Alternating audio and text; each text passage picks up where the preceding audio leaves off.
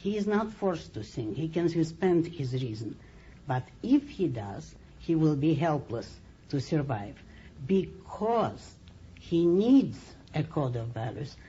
That is the reason why philosophy has to provide him with these values. And the purpose of it is to protect and further his life.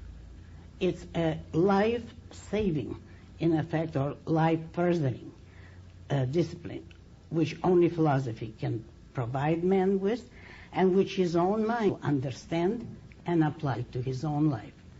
So it's in his nature, metaphysically, as a human being, that requires a morality which tells him how to protect and fulfill his own existence.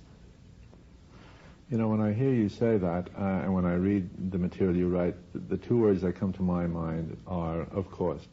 Of course it's true. Of course it's right. And yet so many people take opposite positions, or have adopted opposite principles, or have evaded reality, I suppose.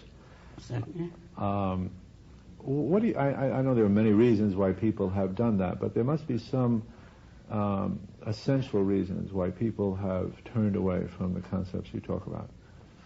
Oh no, they didn't turn away, they never held them. Weren't those concepts more closely held in the early days of this country? Yes, by implication. Those concepts are implicit in a free society, in a capitalist society, but they're not explicit. And the trouble in this country was that the morality of altruism, the prevalent morality of centuries of human degradation and misery, was combined in this country with the politics, which required an entirely different morality to succeed. The politics of this country, as established by the founding fathers, which were Aristotelian and with which I agree politically in practically every respect, that politics required an ethics which would justify and explain the proper, rational kind of selfishness. By that I don't mean doing whichever you please and indulging every whim. I mean practicing those virtues and pursuing those values which a man's survival requires. That is what this country needed as a moral base. But it was split from the beginning. It had a political structure which was unprecedented in world history, and in essentials perfect, on a moral base of altruism. That is what destroyed this country. It never had any understanding of a proper selfish morality, a morality which does not sacrifice you to other men, nor allows you to sacrifice other men to yourself. It is a morality that holds man as an end in himself and tells each man that it is good, it is moral and proper to pursue your own happiness, provided it is a rational happiness. That is, that you can justify it in rational terms. If you find your happiness in the destruction of other men, then it is not proper for you to practice it. But you could never rationally justify the murder, robbery, or harm done to other men, nor would you enjoy it if you are a rational person. On the other hand, you are not a sacrificial animal. You are not here as a means to the ends of others. It is not in the least bit noble or inspiring to die for another man. Why should you? If it is someone you love, that's a different issue. You may or may not die to save your loved ones. That is up to you. It is not an issue of duty or virtue. It is not a virtue to be miserable or to sacrifice yourself. It is a virtue to achieve happiness because it is a difficult achievement, demands consistency from you, demands rationality, and is not at all easy to achieve.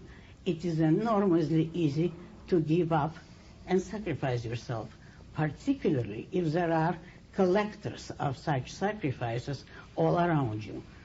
They can smell it. You want a Führer like in Germany, you'll get it. You want a holy dictator like in Russia, you'll get it. And even in personal issues, you know that in practically every family there is some one strong personality that everybody in the family depends on, and at the same time obeys.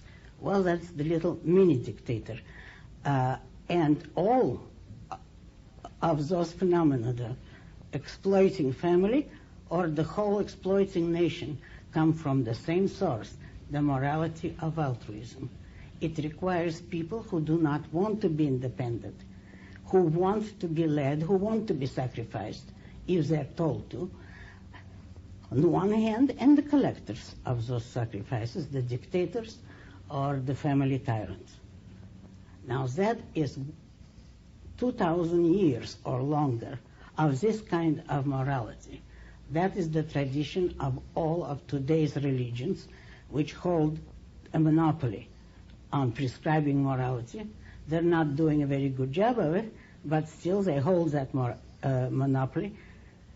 And that is why people do not understand my philosophy, or when they do, most of them are afraid. They know it's true, and they're afraid that it imposes too big a responsibility on them. Now, does that answer your question? Yes, it does, of course, fully. Ms. Rand, we talked about objectivist ethics, and I know that productive work is a virtue in the objectivist ethics. Oh, yes. How do you distinguish between productive work and work? Almost anything that is work is productive unless a man or a company is completely irrational. I don't really make the distinction. As a rule, I use the term work to mean productive work. And by productive, I mean any kind of work which creates values. Again, the test of what kind of values will be reason. If you can rationally demonstrate why you produce a certain gadget, let's say, and why you spend your time working at that production, it does not matter how many customers you have, because sometimes the greatest products are not immediately recognized. So the standard has to be your own and every man's reasoning as to whether this particular product is good and a value and therefore worth producing, or whether it is not. Sometimes certain values will have a very small following. There wouldn't be many people desiring that product, and then it would be up to you to close your business or go into some other kind of work. Many people hold jobs that they consider to be regimented or routine. And perhaps there are such jobs in today's world which don't allow a lot of intellectual creativity or individual thinking. Oh, yes. But that could still be productive work in the objectivist ethics. Because productive work involves originally an act of thinking, but the more complex the product, the more it also requires physical action. You don't produce merely by thinking about a certain product. It requires physical action. And therefore, on all the levels of complexity that the production would require, every man doing it is required to use his own mind. His intelligence, his understanding are required. Even on the lowest kind of assembly line, mechanical jobs, still you have to know what you're doing and you have to focus on what you're doing. Therefore, your intelligence is required all along the line of any cooperative production undertaking. And how productive should you be? As productive as you wish and as you can be. If the whole of your intelligence can only lead you, let's say, to be a foreman in a factory, and you cannot go higher.